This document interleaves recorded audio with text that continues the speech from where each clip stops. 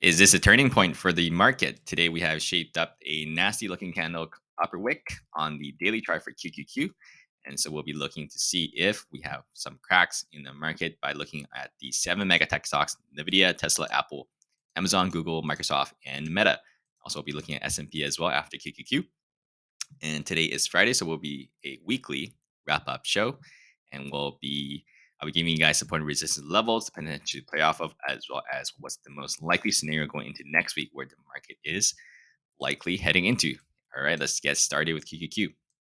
So QQQ, yesterday I was talking about how this could potentially set the higher low, meaning higher than the prior pivot low, and that we're going to probably test the 52-week highs. And today is going to be the most key battle zone for bulls and bears because that is going to determine where the pivot of this point is going to go. And in the morning, it was looking like the bulls was actually winning. They were about to set that daily higher low and potentially test that 52-week high. But then you can see in the afternoon, bears showed up into the end of the day, and there was some quite notable selling, bringing QQ down to low of its day. So it's starting to shape up like a equilibrium, meaning it just tightens up until it decides to break. So you can see now that each move we are tightening up into next week. So next week, Monday, is very likely going to break the bottom of the support, or we're going to go back up to test the 52-week highs. So we'll see. Those diagonal lines for me are visual guides, and we will need the bears to at least first break this 12 EMA. So let's talk about the bear side first, scenario first. So what the bears want to see is this setting the lower high. So now this is the drop, this is the bounce. If that's the lower high set, it means now when we drop, we will break this prior low right there. That Thursday's low is going to be the key. So that is 364.52. If that breaks, bears have confirmed their very first daily downtrend since all the way back to, you can call this a higher high, sorry, and the daily downtrend, but that is not as convincing for me, since all the way back to March. So if bears have not confirmed a daily downtrend since March, and we have one up here, it's quite notable. It means bears are serious about taking it down, but obviously it doesn't mean it's the end of the market, that we're going to roll all the way down here and bull market is over and all that. But if they confirm a daily downtrend, then there will likely be somewhere follow through where we'll be testing this 361 and 360 zone for sure. That happens. So, key for you bears, break the 12 EMA. If you don't know what 12 EMA is, go to indicator, type exponential moving average, and type 12. So that's going to need to break first. And we have to break Thursday's low. So yesterday's low. That is the pivot of this uptrend. You can see this pivot. So the very first red flag for me was QQQ did not make a new high after we bounced from this pivot. You can see every bounce prior to that. It's a new high. This is the pivot. Been a new high. Pivot. Been a new high. Right? So every one of those made a new high. So that's a good sign for the bulls. But now this pivot here, this is the pivot. We did not make a new high. Lower than this high. It's the initial small red flag because we could have just made a new high over here, so it won't be a big deal. But this is the second red flag for me on QQQ because of the made a lower high, also lower than this high, and the wick is not pretty at all. So here's break Thursday's low, confirmed daily downtrend in a very, very long time. So if I was a bull here, I would be setting my stop loss right there below Thursday's low. And if it breaks, you stop out with a profit because market's been going up for like 6 months. You should be starting out with a profit if you're a bull. And if you are a bear, so that's a bear case scenario, right? And that happens. you can probably start shorting on the next bounce. This is a daily downtrend confirmed. Probably have a big drop and then bounce around here. Bears could start adding here for the next potential move. Probably likely bounce to here, retest to see if we get back over or not. Can get back over here, reject from here. Likely will continue down to test this 360, 361 zone. Bounce probably, and then head down to here. So that is the bear case. If we do reject from all these supports after breaking through it, and we'll be testing 357. And that's not even that big of a move. It may seem like a big move, but it's only 2.5%. So that is the bear case. For the bull case, you guys still have a chance because we didn't break the key structures. It may seem like today it's one of those bear vengeance days, like just half a day and we sold it all back. But always remember the structure of the chart needs to change before anything happens. So Thursday's low was not broken. The chart has not changed. We're still in a monthly, weekly uptrend. So let's see what the bulls need to do. So this is the bull scenario. Bulls on Monday would need to hold, ideally, this uptrending green line. Doesn't matter if we break through it and come back. It's not like a definite line, especially these diagonal ones. It's a visual guide. So we want to hold that and the 12 EMA. We will likely come over here on Monday. On top of that, and then retest this Friday's high, which is 370.5, because we have rejected from that many times here. You can see all these wicks below 375. That is what the bulls will need to do. Bounce off here. And this will look like a more like an ascending triangle if that happens. Bounces off it again, retest again, potentially reject, drops a little bit lower. Bulls want to buy this at a more expensive price, bounce off again, and will form a ascending triangle. That's what it's shaping up to look like for the the bull case. And it will be, see if we can break that quadruple top if we form that ascending triangle next week. The very first, probably going to be forming it in the Monday, Tuesday, and will likely break bearish or bullish probably on Tuesday or Wednesday.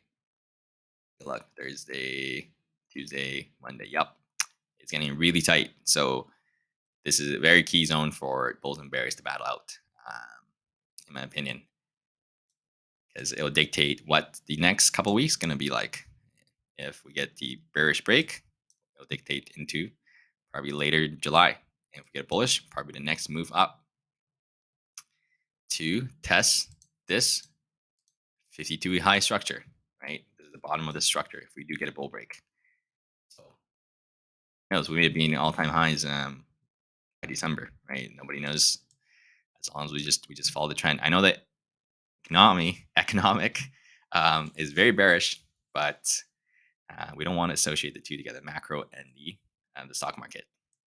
We want to know what macro is going on, but we want to trade the chart based on the chart. So we want to dissociate the two and just have that macro in the back of your head and follow the price action. All right, let's take a look at SPY. SPY, similar ugly wick. You can see that rejection, but same thing. Structure of the chart has not broken yet, but it's starting to look like it's going to break. See? Uptrend, made a new high, but barely. Black bull follow through. Same thing. So kind of like a mini red flag initially. Drop. Yesterday looked good, starting to look good, a decent bounce. And in the morning, bulls were like, "Oh, we're probably going to test this quadruple top again," and we didn't. And that's a rejection. So we filled the gap, came back, but we haven't really broken key structures yet. Same thing. Thursday's low.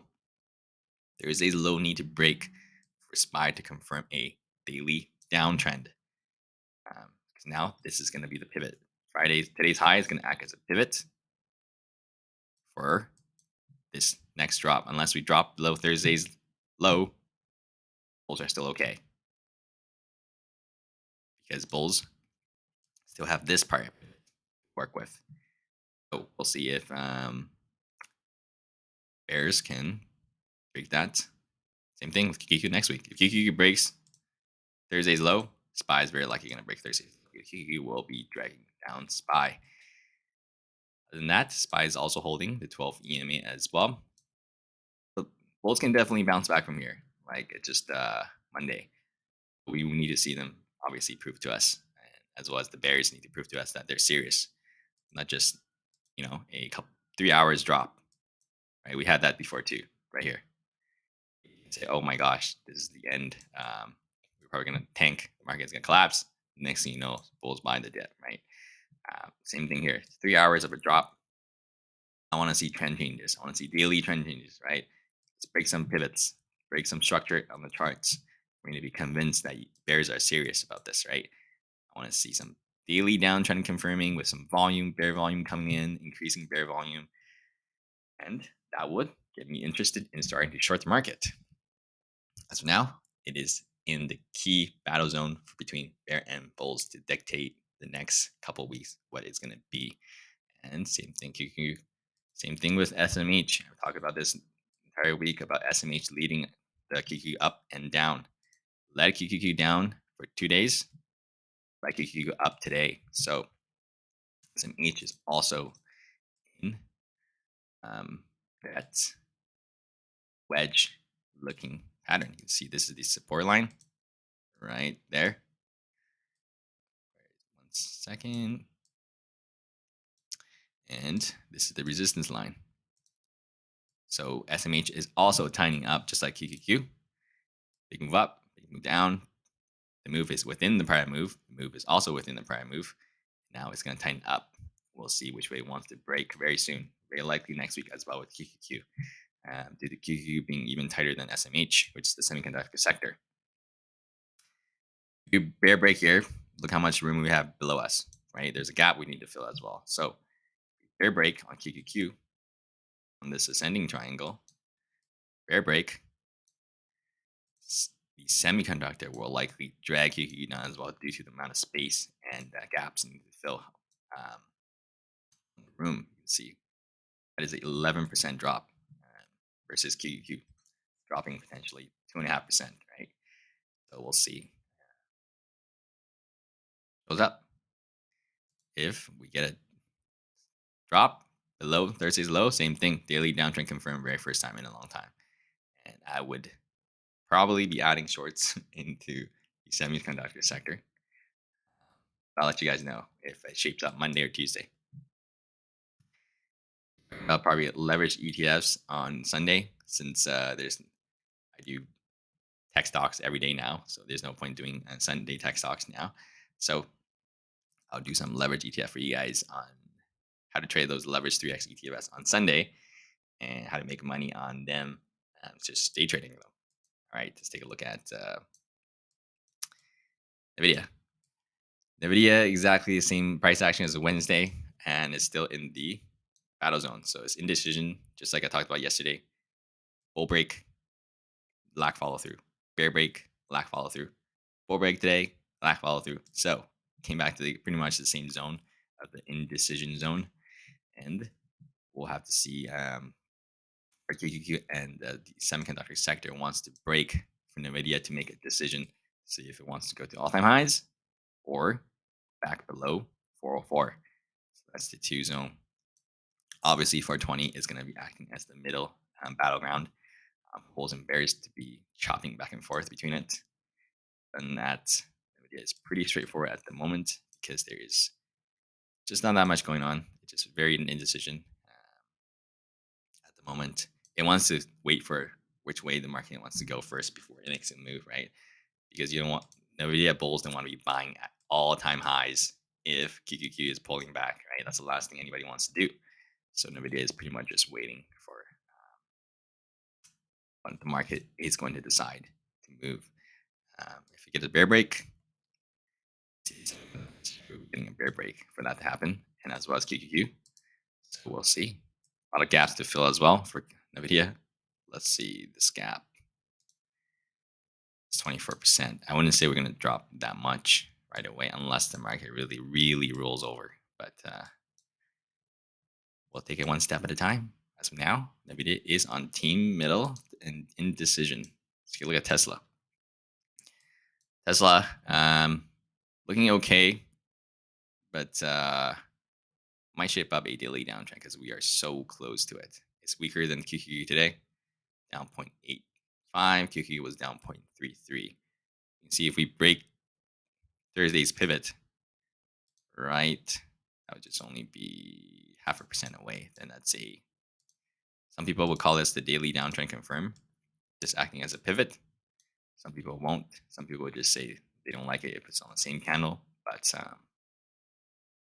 it's the structure of the chart. So if we do break this Thursday's low, we will say we confirm a daily downtrend, and that is, if we break Thursday's low, we're probably going to fill the gap, in my opinion. So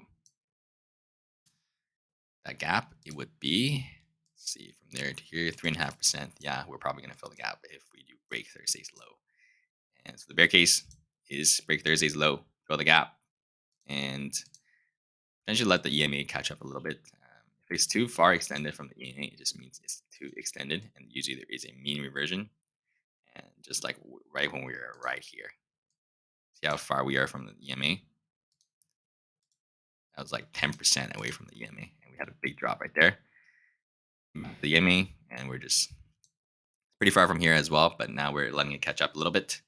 So for your bull case, obviously you want to hold stays low and bounce off of this 274 zone, which was acting as prior resistance right there. We want to be able to hold up above that prior resistance and bounce here.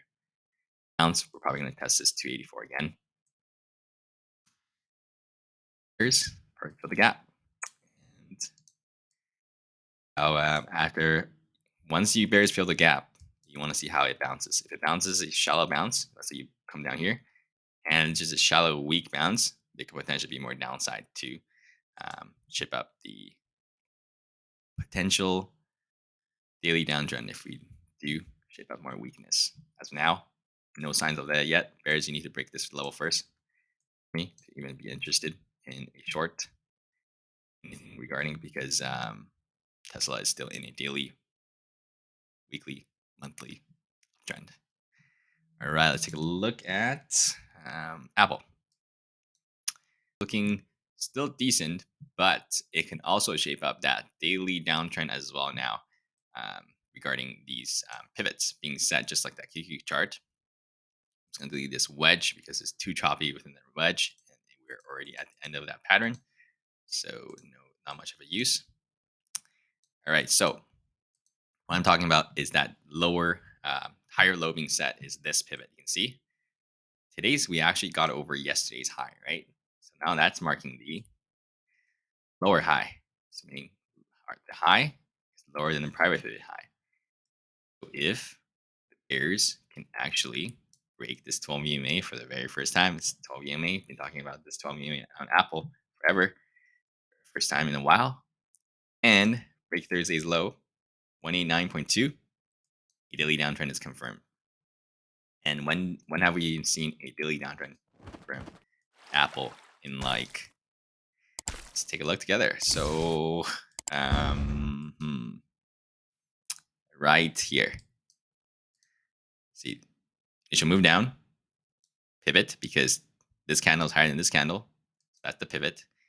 And then we break the low of the prior candle. So that's a daily downtrend confirmed.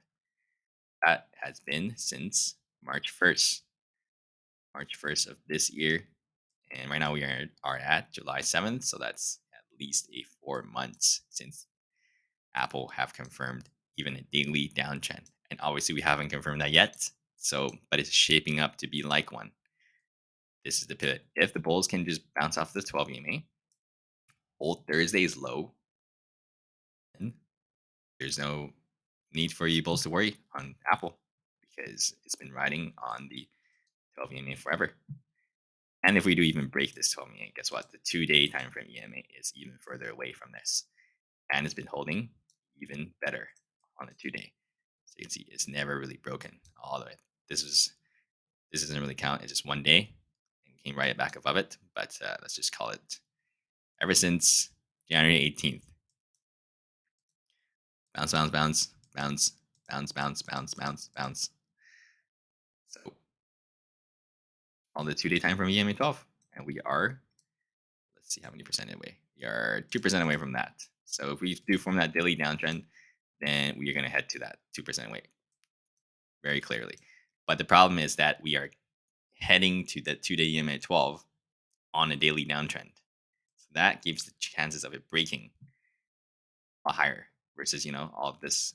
We are still in a daily uptrend when we tested that 2-day EMA 12 on time frame. So I'll update you guys on that when we obviously break this Thursday's low. If not, bulls have absolutely nothing to worry about on Apple chart if we don't even break Thursday's low.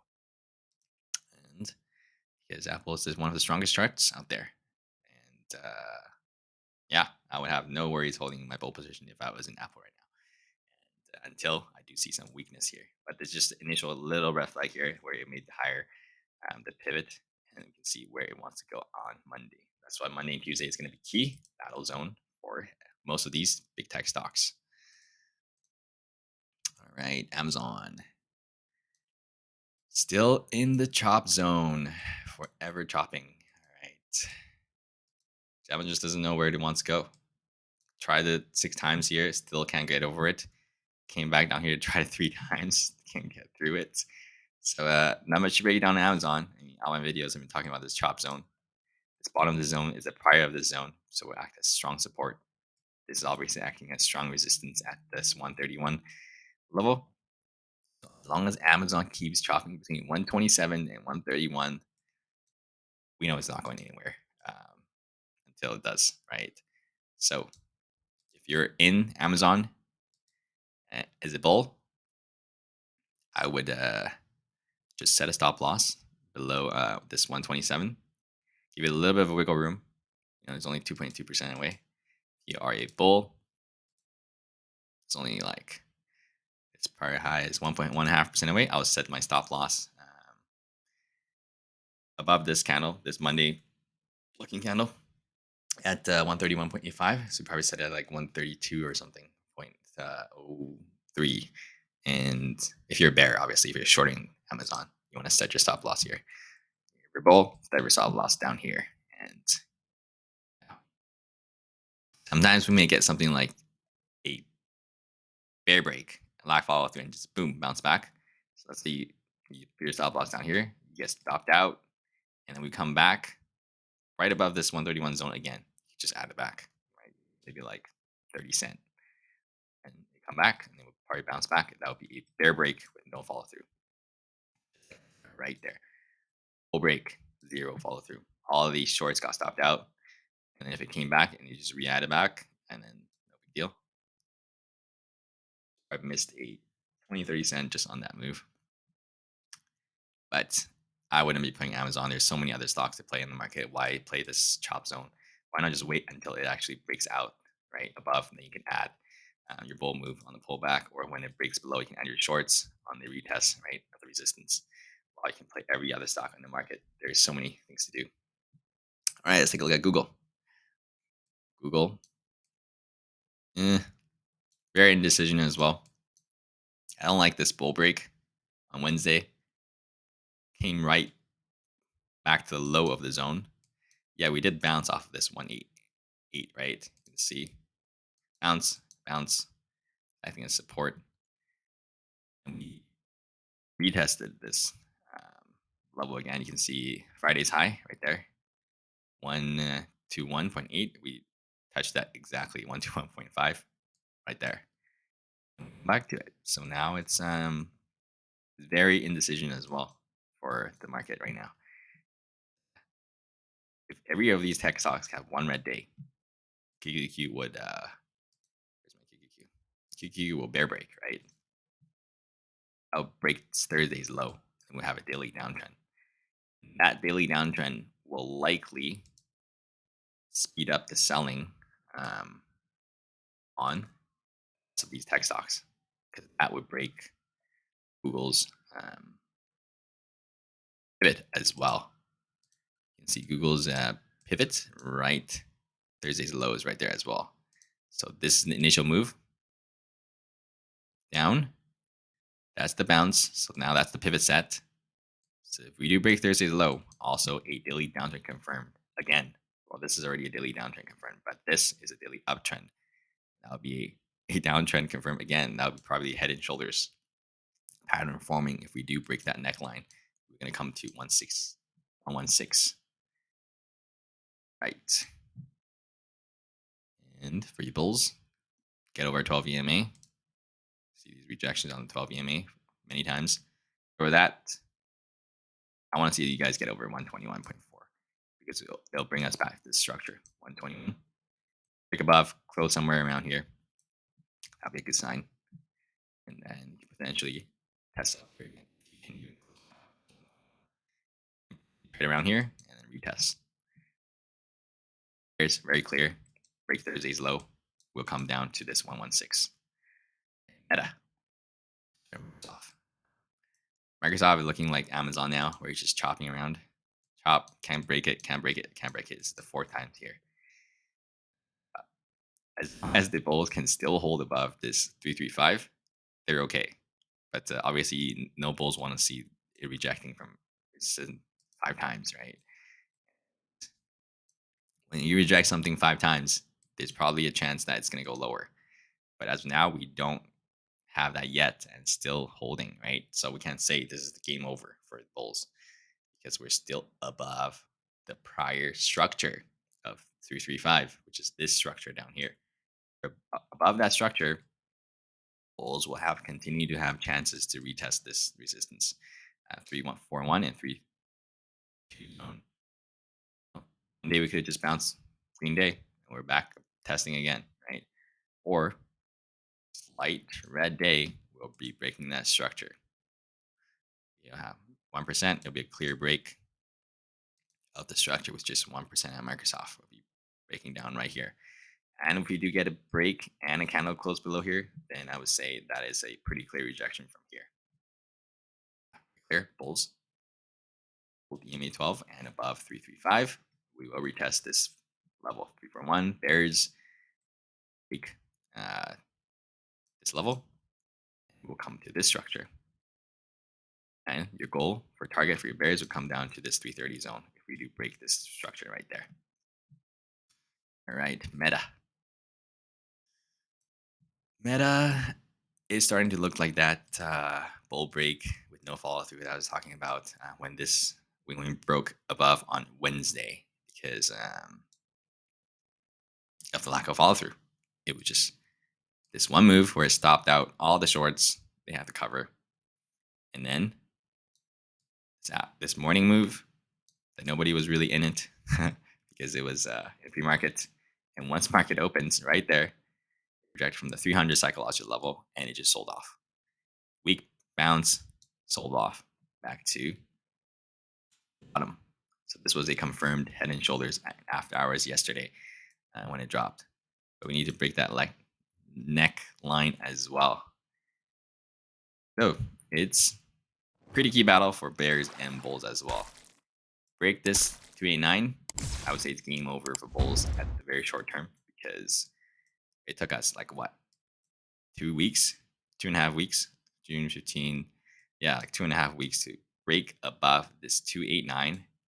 Finally, after testing it like 7 times, you're telling me that it was just one initial move and that's it, and we are gonna break all the way back through it again. That would be a red flag for me on Meta, at least temporary. But we can also say, this can just shape up like this. We just be chopping around here for a while, and just like down here, where we chop around like this forever. That's where it wants to go. So before any of the structure breaks, we don't want to be predicting for our trades, right? If let's say I was predicting that it's going to break, I get in right here. As Monday bounces right up there, it's very reasonable for it to bounce, right? Or you decide to get in here on long, back through it, and flush through it. Maybe we have a gap down on Monday. You don't even have a chance to stop out. So we don't want to be predicting. But if we break, then we add shorts. Then our chances of the trade working out is much better, especially if we break, come back, retest, rejection of that initial support now becoming resistance. that would be a good short to add right there for the next move down. We don't always get a retest. It could just flush through and never get the bounce retest. The retest setup would be a lot more better, higher probability of winning. And guess what? Your risk is not that big either, right? We have a drop, bounce, retest, and the next thing you see that next stair step candle starting to go down, you add your short, set your stop loss right above this retest zone, and you're risking like maybe $1 to two. Let's see, 29 to yeah, $1 to $2 on a $290 stock. That's nothing. And your reward is all the way down here, 277, right? Bottom of this chop zone. That's a pretty good risk reward if you ask me. But it's like if we bounce and we break out and retest, you can get the bull move and potentially buy the next. Just like this breakout right there. Perfect. So we break out, retest. So you retest the prior support zone. You buy it right here. Set your stop loss right at the below this candle, and it bounces. You either take a profit or you just let it ride out and pledge for a higher move, right? If you let it ride out, you stop out, you lose a little bit, or you partial profit, sell 50%, and just let it ride out. If you get stop out, you still made 50% money on that move. For me, I would have just taken all the profit because of how much Meta has been running. That's here. So, and I'll just go trade another stock. But yeah, so that's what I got for you guys on these moves. Don't try to predict. You can try to predict, but don't try to trade on it based on your predictions. You want to trade based on the chart. All right. If you guys got any questions, feel free to comment below. As well as you guys made it this far, feel free to subscribe. And I will update you guys tomorrow on natural gas. And then on Sunday, I would gonna do a 3x leverage ETF video where you guys can show you guys how to day trade and potentially make money every day. You don't have to trade every day, but I'll just show you guys what the likely scenario for these kind of trades are. And I will see you guys tomorrow, and have a good rest of you guys' weekend.